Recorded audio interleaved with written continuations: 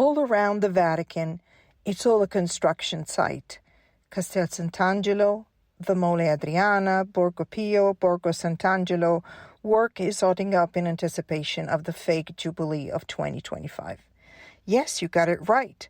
We're talking about the Jubilee with the logo made by the gay masseur proposing rainbow priests lined up one after the other.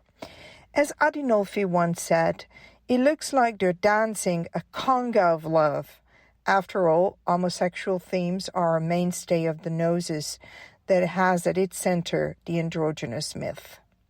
However, 2025 is an important date for the New Age theosophical esoteric theories as well as Freemasonry theories. The popular age of Aquarius would open. No wonder then that the Gnostic anti-Pope Francis had claimed long ago that in 2025 there will be in his place John the 24th. We now quote from an article dated September 28, 2021, when Bishop Monsignor Placa recklessly recounted his conversation he had just had at the Vatican with Bergoglio. I invited the Pope to visit the city of Ragusa on the occasion of the 75th anniversary of the founding of the diocese in 2025. The Holy Father gave me a smile and a nod of assent.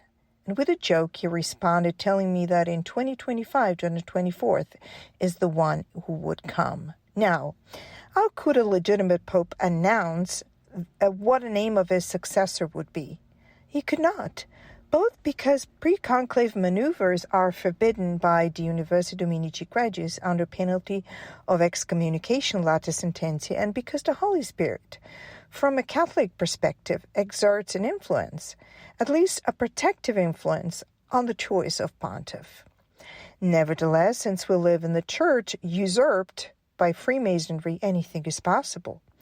Recall how, as early as 2005, as written in a book by a former member of the Italian Radical Party, Danilo Quinto, Pannella, the leader of the Radical Party, was already making specific names.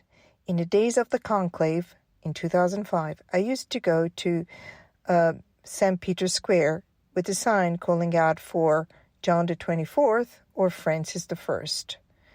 This is how Danilo Quinto himself responded in July 2012 to Stefano Lorenzetto's question in the newspaper Il Giornale. Is Pannella a member of Freemasonry? I don't think so. However, he maintains very close relations with it. After all, Giorgio Gapper, in the monologue L'abitudine, the habit, said, I, if I were Licio Gelli, would present myself in the lists of the Radical Party. The head of the P2 Freemasonry Lodge was on the verge of being a candidate from the Radical Party, like anybody else. It explains, in an obvious way, the very affectionate friendship between the radical leader and the anti-pope, who wears the Rosicrucian Good Shepherd around his neck and has talked about brothers and brotherhood ever since his greetings at his own mock election in 2013. So we now understand the Pope's names Pannella wanted, since St. John the Evangelist, along with the Baptist, is the patron saint of Freemasons, or at least they do believe so, and because his gospel has long been the subject of Gnostic interpretation. Francis, on the other hand, because he is the Mason saint, since he rebuilt the little church of San Damian, and poor man used a square and compass. Moreover, his love for creation would have lent itself well to a counterfeit in the Gnostic ecologist sense for the false pope so much desired by Freemasonry. But the other question raised by Archbishop Placa is the following.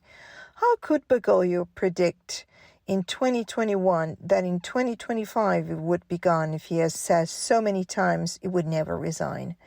Did he assume that before 2025 he himself would die? As a reader points out to us, a curious message has been circulating on social media for a year.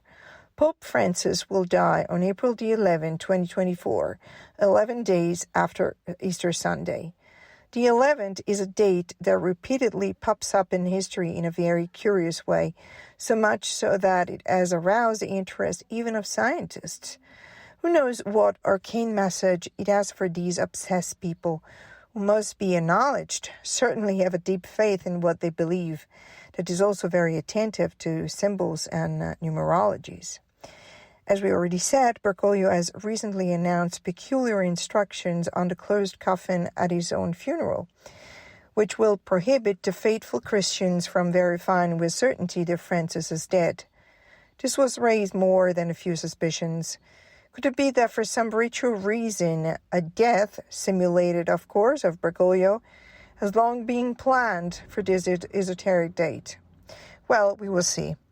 But returning to the Jubilee works, it looks a bit naive that the barriers of the construction site have been screened with tarpaulins decorated with unmistakable symbolism. First and foremost is the all-seeing eye, also known as the Eye of Horus, one of the most well-known Masonic symbols. The age of Aquarius, the age of Horus, son of the great mother, Ator Isis. The big eye is compulsively replicated, even at the entrance to the St. Peter's Square from Città Leonina Square. But it is not the only esoteric symbol. There are two dots, one white on a black field and the other black on a white field, like Taoist yin and yang, a symbol of conjunctio oppositorum, the union of opposites, a basic principle of Gnosticism, that ancient Antichrist belief that the serpent of Eden is the good guy in the situation, a kind of Prometheus revealing to man that he is God himself. Here is why Bergoglio claims that Jesus became a serpent and became the devil. Then we have the black sun, which is dear to the Jesuits, the eight-pointed star, a symbol related not only to Marian tradition but also Lucifer and to the great mother Astarte, which Bergoglio continually foists on you in the guise of the Mary who unties notes. We then have the Salus Publica Populi Romani, the Pachamama, etc., etc. In short, what is discomforting is to see how these elderly gentlemen in cassocks and aprons live in the illusion that in the internet era, the truth can be censored to the point of allowing these vetero-Masonic plans to be carried out. The Vicar of Christ, Pope Benedict XVI, cut off the legs of the scheme back in 2013 by christically surrendering himself to his impedency and making Bergoglio just one of history's 40 anti-popes destined for annihilation in words and works. All it takes is a pinprick to burst the bubble.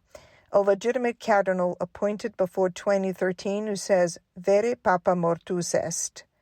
So the real Pope is dead. Please move on, eminences. It only takes a little to make the nightmare vanish.